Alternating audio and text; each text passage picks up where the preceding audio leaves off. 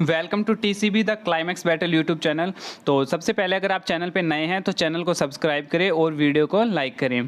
तो आज हम देखने वाले हैं जो अपना एचएससी ग्रुप डी का जो आपका एग्ज़ाम होने वाला है, तो उसके लिए जो आपके हरियाणा जीके के जो आपके 25 क्वेश्चन यहाँ पे आने वाले हैं, तो उनको हम यहाँ पे डिस्कस करने वाले हैं। ठीक है, तो इसमें यहाँ पे क्या हो जाता है कि जो आपके पास अभी लास्ट टाइम बचा हुआ है आपका, ठीक है, तो उसमें आपका जो मॉक टेस्ट लगाना क्या होता है यहाँ पे बहुत ज़्यादा इंपॉर्टेंट हो जाता है। ठीक है, और मॉक टेस्ट भी आपका कौन सा लगाना इंपॉर्टेंट होता है, जो आपके क्वेश्चन ऑथेंटिक हो, यानी कि जो आपका एग्जाम से रिलेट करता हो। ठीक है, तो उसमें हमें ये पता होना चाहिए कि हमारा एग्जाम कौन कंडक्ट करवा रहा है। ठीक है, तो यहाँ पे एनटीए जो एजेंसी है वो हमारा एग्जाम कंडक्ट करवाएगी, हमें पता है। तो हमें हमारे लिए ये जरूरी हो जाता है कि एनटीए के द्वारा जो पहले एचएससी के जो एग्जाम लिए गए हैं उनमें हम चेक करें कि हमारा जो हरियाणा का पोर्शन है वो कैसा पूछा गया था, किस लेवल के क्वेश्चन यहाँ पे पूछे गए थे। ठीक है, तो यहाँ पे 90% प्लस पॉसिबिलिटी होती है कि उसी लेवल के और उसी टाइप के क्वेश्चन क्या है कि यहाँ पे पूछे जाएंगे अपने पेपर में। ठीक है, तो हमें क्या है कि उनको तो कवर करके जाना ही होता है। ठीक है, वो जरूरी है। तो यहाँ पे जो अपने पास अभी हम डिस्कस करने वाले हैं, ये अपना जो सीईटी प्री का एग्जाम है 5 नवंबर 2022 को, तो इसमें जो 25 क्वेश्चन आए थे हरियाणा जीके के, उनको हम यहाँ पे डिस्कस करने वाले हैं। ठीक है, तो ये एनटी के द्वारा कंडक्ट करवाया हुआ ये एचएससी का एग्जाम है, तो इसको लगाना बहुत ज़्यादा यहाँ पे इंपॉर्टेंट हो जाता है अंतिम समय में आपके लिए। ठीक है, तो इसमें आपको क्या करना है कि 25 क्वेश्चन जो हम डिस्कस करने वाले हैं, तो इसमें से आपको चेक करना है कि आपके कितने यहाँ पे सही आ रहे हैं 25 में से। ठीक है, तो यहाँ पे अगर 20 प्लस भी आपका बन रहा है स्कोर, तो ये मान के चले कि आप सिलेक्शन के नज़दीक हैं। ठीक है, तो इसमें हमने क्या किया, इसका रीजनिंग और मैथ हमने सोल्व कर लिया है, आप चैनल पे देख सकते हैं। और बाकी जो भी यहाँ पे बचता है, बाकी के पोर्शन सिलेबस हिंदी इंग्लिश, उसके हम जल्दी वीडियो यहाँ पे डाल देंगे। तो चैनल को अब तक आपने सब्सक्राइब नहीं किया तो चैनल को सब्सक्राइब कर लें। यहाँ पे आपको ग्रुप डी के लिए ऑथेंटिक सिलेबस और ऑथेंटिक यहाँ पे कंटेंट मिलता रहेगा। ठीक है, तो हम यहाँ पे शुरू करते हैं अपना क्वेश्चन नंबर 76 से, जो कि अपना हरियाणा जीके से। तो यहाँ पे एक चीज़ और हो जाती है यहाँ पे क्या, कि याद रखें कि अपना जो एचएससी का यहाँ पे मेंस का भी जो एग्जाम हुआ है, उसमें भी क्या है कि यहाँ पे जो सीईटी प्री के जो क्वेश्चन आए थे हरियाणा जीके के उनसे एज इट इज क्वेश्चन उठाए गए हैं। डिट्टो क्वेश्चन यहाँ पे उठाए गए हैं प्री में से मेंस के लिए। तो बहुत जरूरी हो जाता है ये क्वेश्चन आपको लगाने के लिए, तो इनमें जरूर आपको लगाना चाहिए। ठीक है, तो पहला क्वेश्चन है 76 कि 2010 में किस भाषा को हरियाणा की दूसरी राजभाषा का दर्जा दिया गया था। ठीक है, तो इसके लिए पहले आपको ये पता होना चाहिए कि 1966 में जब हमारा पंजाब से अलग हुआ था हरियाणा, तो उस समय जो कौन सी दूसरी आधिकारिक भाषा थी, यहाँ पे दूसरी आधिकारिक जो भाषा थी वो कौन थी, यहाँ पे तमिल। ठीक है, तमिल दूसरी आधिकारिक भाषा थी यहाँ पे 1966 से। और यहाँ पे जो हिंदी बनी थी, हिंदी आधिकारिक भाषा बनी थी हमारी हरियाणा की पहली, वो कब बनी थी, 1969 में। ये दोनों आपको याद रखना है यहाँ पे कि 1969 में हिंदी आधिकारिक भाषा बनी थी, और 1966 में 1966 में कौन थी, तमिल हरियाणा की दूसरी आधिकारिक भाषा थी। लेकिन इसने पूछा है कि 2010 में कौन सी थी, तो 2010 में क्या हो गया, अब जो एट प्रेजेंट हरियाणवी और हिंदी भाषा के अलावा जो सबसे ज़्यादा भाषा बोली जाती है वो कौन है, यहाँ पे पंजाबी है। तो पंजाबी को ही क्या बना दिया गया, अभी दूसरी आधिकारिक भाषा यहाँ पे बना दिया गया है। ठीक है, तो ये आपका राइट आंसर हो जाएगा यहाँ पे। नेक्स्ट है 77, निम्नलिखित में से हरियाणा के किस व्यक्ति को खेल के क्षेत्र में 2022 का पद्मश्री क्या मिला, पद्मश्री सम्मान से सम्मानित किया गया है। ठीक है, तो ये बताना आपको, संदीप सिंह, सुमित अंतिल, बजरंग पुनिया या फिर युवराज सिंह। तो इनमें से जो आपका आंसर हो जाएगा वो क्या हो जाएगा यहाँ पे, पहले हम देख लेते हैं कि क्या होना चाहिए। ठीक है, 2022 में क्या हुआ है कि जो पद्मश्री मिला है, तो किन किन को मिला है, वो नीरज चोपड़ा और ये जो हमारा ओलंपिक स्वर्ण विजेता है, पदक विजेता नीरज चोपड़ा, और पैरा ओलंपिक स्वर्ण पदक विजेता जो कि सुमित अंतिल, दोनों को 2022 के पद्मश्री से नवाजा गया है। ठीक है, 2022 के पद्मश्री से नवाजा गया है। तो इसमें नीरज चोपड़ा यहाँ पे है नहीं, तो सुमित अंतिल है, तो हमारा आंसर क्या हो जाएगा यहाँ पे, सुमित अंतिल हो जाएगा। तो आपको दोनों याद रखने हैं कि पूछ सकता है नीरज चोपड़ा को यहाँ पे पद्मश्री का अवार्ड कब मिला। ठीक है, तो 2022 आंसर हो जाएगा, दोनों को मिला है यहाँ पे। ठीक है, नेक्स्ट देखते हैं, साई राष्ट्रीय बॉक्सिंग अकादमी जो रोहतक है का शुभारंभ किस वर्ष हुआ था, यहाँ पे ये हमें बताना है। ठीक है, तो इसमें साई ये क्या हो जाता है यहाँ पे, स्पोर्ट्स अथॉरिटी ऑफ इंडिया। ठीक है, तो ये हो जाएगा अपना भारतीय खेल प्राधिकरण। साई जो है इसकी जो स्थापना हुई थी अकादमी की, वो कब हुई थी, 2017 में। 2017 कब हुई थी? जनवरी 2017, आपको याद रखना जनवरी 2017 में इसकी स्थापना यहाँ पे हो गई थी। ठीक है, नेक्स्ट क्वेश्चन अपना 79, खिलाड़ी सीमा पुनिया अंतिल हरियाणा के किस गांव से यहाँ पे क्या है कि संबंध रखती है? ठीक है, तो पहले हमें पता होना चाहिए सीमा पुनिया किस खेल से है, तो आपको याद रखना ये किससे है? ये डिस्कस थ्रोअर से है। किससे? ये डिस्कस थ्रोअर से। और ये पूछा है इनका जन्म कहाँ पे हुआ था, तो हमें पता होना चाहिए कि सोनीपत का एक गांव है खेवड़ा गांव, जहाँ पे इनका जन्म हुआ है। तो यहाँ पे खेवड़ा है, ये रहा खेवड़ा गांव है। ये किसका गांव है? यहाँ पे सोनीपत, ये भी आपको याद रखना है। ठीक है, सोनीपत का गांव है खेवड़ा, यहाँ पे इनका जन्म हुआ था। नेक्स्ट देखते हैं हम, 2015 में रिलीज की गई किस हरियाणवी फिल्म को 2 राष्ट्रीय पुरस्कार प्रदान किए गए? ठीक है, तो इसमें बीरा सेरा, चांद चकोरी, पगड़ी या वीर घटोत्कच, तो इसका जो आंसर हो जाएगा वो हो जाएगा हमारा पगड़ी द ओनर। ठीक है, तो हमारी फिल्म क्या थी? पगड़ी द ओनर। 2015 में इसको 2 राष्ट्रीय पुरस्कार मिले हैं। ठीक है, तो इसके जो डायरेक्टर हैं यानी कि निर्देशक जो हैं वो आपको याद रखना है कौन है? राजीव भाटिया। कौन थे इसके डायरेक्टर? राजीव भाटिया। ये भी पूछा जा सकता है आपसे, तो ये आपको याद रखना है कि राजीव भाटिया जी इनके क्या थे? डायरेक्टर थे इस मूवी के। नेक्स्ट क्वेश्चन है 81, तो इसमें पूछा गया है कि छाछ एक आभूषण है जो महिलाओं द्वारा पहना जाता है। ठीक है, तो ये कहाँ पर पहना जाता है महिलाओं द्वारा? गर्दन में, कमर में, हाथ में या माथे में? तो इसका आंसर हो जाएगा माथा। छाछ है वो चांदी या सोने से निर्मित आभूषण होता है और महिलाओं के द्वारा माथे पर पहना जाता है। ठीक है, ये इसका राइट आंसर है। नेक्स्ट देखते हैं अपना 82, तो 82 अपना क्वेश्चन कहता है कि हरियाणा का कौन सा नृत्य रूप शिव और पार्वती को समर्पित है? ठीक है, शिव पार्वती को बताना है, तो यहाँ पे अपना का आंसर क्या हो जाएगा? यहाँ पे गणगौर नृत्य। गणगौर नृत्य किसको समर्पित है? यहाँ पे हमारा शिव जी को और उनकी पत्नी गंगौर यानी कि देवी पार्वती को। ठीक है, उनको ये समर्पित है, तो आंसर हो जाएगा हमारा गणगौर।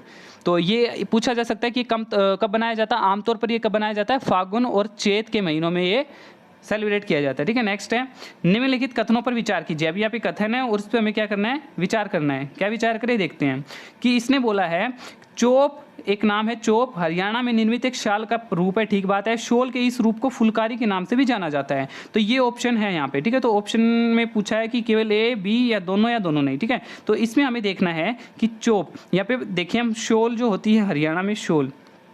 ठीक है, शोल के प्रकार होते हैं हरियाणा में। क्या होते हैं यहाँ पे? शोल के प्रकार कौन कौन से होते हैं? यहाँ पे फुलकारी, बाग, चोप अलग अलग होते हैं। शोल जो होती है वो अलग होती है। ठीक है, जैसे कि फुलकारी हो गई शोल। ठीक है, शोल को ही यहाँ पे बाग नाम से, शोल को ही किससे बोलते हैं? चोप नाम से। ठीक है, तो अलग अलग प्रकार होते हैं। तो इसमें तो यहाँ पे फर्स्ट तो ठीक लग रहा है कि चोप हरियाणा में निर्मित एक शोल का रूप है। ये हो गया चोप, यहाँ पे बिल्कुल ठीक है कि चोप हरियाणा में एक शोल का रूप हो गया। दूसरी बात बोलिए, शोल के इस रूप को फुलकारी के नाम से भी जाना जाता है। तो फुलकारी क्या है? यहाँ पे एक अलग इसका वो है टाइप। ठीक है, तो इसमें हम फर्स्ट को ही प्रेफर करेंगे। ठीक है, फर्स्ट ओनली। तो इसमें क्या ऑप्शन? ए हो जाएगा, क्योंकि ये इसका पार्ट ही है, इसको इससे रिलेट कर रखा है, विच इज रॉन्ग। तो शोल के एक रूप कौन सा है? चोप। तो इसको फर्स्ट ऑप्शन के हिसाब से हो जाएगा केवल ए। नेक्स्ट देखते हैं अपना 1770 ईस्वी में जो ये नजीब उद दौला की मृत्यु के बाद उनका राज सिंहासन किसे मिला, ये हमें बताना है। अहमद शाह अब्दाली को, जाबिद खान को, नजफ खान को या महादजी सिंधिया को। ठीक है, तो इसमें जो आपका आंसर हो जाएगा यहाँ पे वो हो जाएगा जाबिद खान। ठीक है, जाबिद खान, इनकी जो मृत्यु हो गई थी, बीमार पड़ गए थे और इनकी मृत्यु हुई थी 30 अक्टूबर 1770 को। ठीक है, कब हुई थी इनकी मृत्यु? 30 अक्टूबर 1770 को। ठीक है, तो उनके बाद जो इनका सिंहासन था किसको मिला था? इनके पुत्र को। कौन थे? जाबिद खान। ठीक है, तो जाबिद खान, ये जाबिद खान है यहाँ पे, इसको सही कर लो, ये जाबिद खान आएगा अपना। ठीक है, इनको मिला था। नेक्स्ट देखते हैं अपना यहाँ पे हरियाणा की प्रसिद्ध बड़खल झील जो है उसका निर्माण कब हुआ था? हमें क्या बताना है? बड़खल झील का निर्माण यहाँ पे कब हुआ था? तो इसका निर्माण कब हुआ था? यहाँ पे 1947 में। ये इसका निर्माण हुआ था 1947 में। इंपॉर्टेंट क्वेश्चन है ये, आपको याद रखना है। बड़खल झील कहाँ पे है? दे रखा है? नहीं दे रखा। बड़खल झील कहाँ पे? अपने यहाँ पे फरीदाबाद में, याद रखना आपको। ठीक है, फरीदाबाद में आपकी बड़खल झील है। और कितना इसका कितने एरिया में फैली है? 42 एकड़, यानी कि 42 एकड़ में फैली हुई है। और कहाँ पे? फरीदाबाद में बड़खल झील है। कब बनी थी? 1947, आपको याद रखना है। नेक्स्ट देखते हैं, अब हमारा कॉलम वाला है कि कॉलम 1 को हमें कॉलम 2 से मैच करना है। ठीक है, तो यहाँ पे कुछ प्लेस या फिर इनका उपनाम दे रखा है और हमें यहाँ पे डिस्ट्रिक्ट दे रखी है, इनको मैच करना है। देखो, इसको हमें जो सबसे इजी लगे ना उसको मैच कर लो। पहले क्या लग रहा है यहाँ पे आपको देखते ही पता चलना चाहिए कि कन्नौड़ है, कन्नौड़ का क्या होता है हमारा महेंद्रगढ़, इजी है, ठीक है। दूसरा कपिस्थल कौन है, कैथल, सीधा हो गया।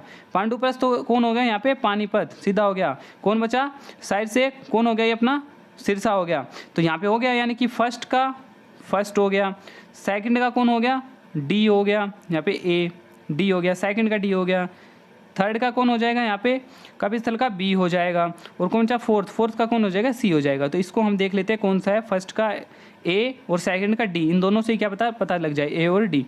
नेक्स्ट देखते हैं अपना क्या है इसका आंसर यहाँ पे, फर्स्ट का ए और सेकंड का डी, कौन सा ऑप्शन, सेकंड ऑप्शन है अपना, ठीक है। तो इसको कर देंगे यहाँ पे क्लिक और आगे चलेंगे अब यहाँ पे, ठीक है। तो नेक्स्ट क्वेश्चन जो अपना है 87, बाबा लदाना तीर्थ, जो बाबा लदाना तीर्थ है वो कहाँ पे स्थित है। तो आपको बताना है इसका आंसर क्या है, रेवाड़ी, जिंद, अम्बाला या फिर कैथल। तो आपका जो बाबा लदाना तीर्थ स्थल है हरियाणा के कहाँ पर स्थित है, कैथल जिले में। क्या आंसर हो जाएगा आपका, कैथल, ठीक है। नेक्स्ट देखते हैं हरियाणा पंचायती राज अधिनियम, क्या पंचायती राज अधिनियम 1994 के अध्याय 10, किसमें अध्याय 10 के अनुसार निम्नलिखित में से कौन सी समिति पंचायत समिति द्वारा नियुक्त नहीं की जाती। क्या पूछा है, नोट नहीं की जाती। तो इनमें से क्या है देख लेते हैं हम।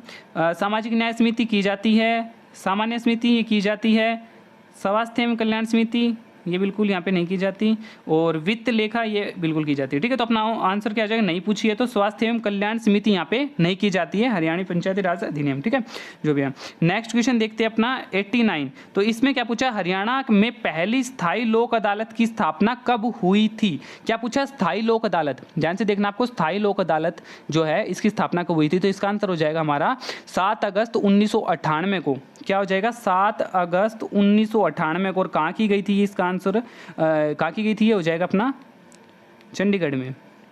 पहली स्थायी लोक अदालत 7 अगस्त 1998 को चंडीगढ़ में की गई थी, आपको याद रखना है दोनों, ठीक है। नेक्स्ट अपना 90 नंबर, हरियाणा के किस जिले में सर्वाधिक वर्षा होती है। तो सर्वाधिक वर्षा कहाँ पे होती है आपकी, आपको पता होना चाहिए, अंबाला में आपकी सबसे सर्वाधिक वर्षा यहाँ पे होती है, ठीक है। नेक्स्ट है हरियाणा में ब्लू बर्ड लेक कहाँ स्थित है, ठीक है। हरियाणा में ब्लू बर्ड लेक कहाँ स्थित है ये आपको बताना है, ठीक है। ब्लू बर्ड लेक यानी कि झील पूछी है आपसे, तो आपको पता होना चाहिए कि ब्लू बर्ड झील जो अपनी होती है वो कहाँ पे होती है, हिसार में। तो यहाँ पे आपको क्या करना है, इन बाकी जो ऑप्शन बच गए इनमें भी एक एक झील देखनी है यहाँ पे। तो जींद है, जींद में कौन सी होती है, बुलबुल लेक, ठीक है। करनाल में कौन सी होती है, बहुत प्रसिद्ध है, कर्ण लेक, आपको याद रखनी है, मोस्ट इंपॉर्टेंट है कर्ण लेक। फरीदाबाद में अभी हमने पढ़ी थी बड़खल लेक। तो तीनों को, चारों को आपको याद रखना इंपॉर्टेंट है, ठीक है। नेक्स्ट देख लेते हैं, हरियाणा की जलवायु कैसी है, हरियाणा की कैसी जलवायु है, ठीक है। तो क्या होता है यहाँ पे हरियाणा में कि स्पष्ट महाद्वीपीय प्रकृति की होती है यहाँ पे, जो कि जलवायु होती है, जो कि गर्मियों में बहुत ज़्यादा गर्म हो जाती है और सर्दियों में क्या हो जाती है, विशेष रूप से ठंडी हो जाती है। तो इसमें हमारी क्या हो जाएगा आंसर अपना, महाद्वीपीय प्रकार की जलवायु को हम क्लिक कर देंगे 92 नंबर पे, ठीक है। नेक्स्ट देखते हैं अपना, हाँ, तो यहाँ पे जो अपना क्वेश्चन है वो है महावीर चक्र विजेता को एक कितनी यानी कि राशि मिलती है, नगद राशि कितनी मिलती है पुरस्कार के तौर पर महावीर चक्र विजेता को। तो यहाँ पे याद रखना अपने पास, जैसे कि पदक विजेता होते हैं यहाँ पे, पहला क्या हो जाता है हमारा परमवीर चक्र विजेता जो होते हैं उनको मिलते हैं यहाँ पे 2 करोड़ रुपए, याद रखना, ठीक है। 2 करोड़ रुपए होते हैं परमवीर चक्र को। फिर आता है महावीर चक्र को मिलते हैं 1 करोड़ रुपए, ठीक है। तो उसके बाद आता हमारा यहाँ पे वीर चक्र, इनको मिलते हैं 50 लाख रुपए। तीनों याद रखने हैं आपको, ठीक है। परमवीर चक्र 2 करोड़, महावीर चक्र 1 करोड़, और यहाँ पे क्या हो गया अपना वीर चक्र, तो कितना हो गया 50 लाख रुपए। तो इसमें क्या पूछा अपना महावीर चक्र, तो अपना आंसर क्या हो जाएगा यहाँ पे 1 करोड़ रुपए। तीनों का आपको याद रखना है, ठीक है। नेक्स्ट देखते हैं, हरियाणा का राज्य पक्षी क्या है। हरियाणा का यहाँ पे क्या पूछा गया है आपसे, राज्य पक्षी। तो इसका आंसर क्या हो जाएगा, घरेलू गोरैया नहीं है, हटाओ इसको। इग्रेट नहीं है, हटाओ इसको। मरमर पक्षी, हमिंग बर्ड नहीं है, हटाओ इसको। क्या बचेगा, काला तीतर। तो काला तीतर अपना क्या हो जाएगा यहाँ पे आंसर हो जाएगा। आपको याद रखना है इसको, क्या काफी बार ऑप्शन में काला तीतर नहीं देंगे और क्या दे देंगे यहाँ पे फ्रैंकोलिनस, ठीक है, फ्रैंकोलिनस हो जाएगा। क्या हो जाएगा यहाँ पे फ्रैंको लिनस। तो ये आपको याद रखना है, काफ़ी बार ये आपको ऑप्शन में मिल जाता है, दोनों याद रखने हैं, काला तीतर हिंदी में बोलते हैं, ठीक है। नेक्स्ट है, किस शहर को हरियाणा का दिल भी कहा जाता है? हरियाणा का दिल यानी कि heart of Haryana. Heart of Haryana कौन है अपना? यहाँ पे आपको बताना है, ऑप्शन क्या हो जाएगा आपका? जिंद, ठीक है। नेक्स्ट है, हरियाणा राज्य बजट के वित्तीय वर्ष 2022-23 में कुछ बजट का जो कि शिक्षा प्रतिशत शिक्षा के क्षेत्र में कितना लगाया था वो बताना आप।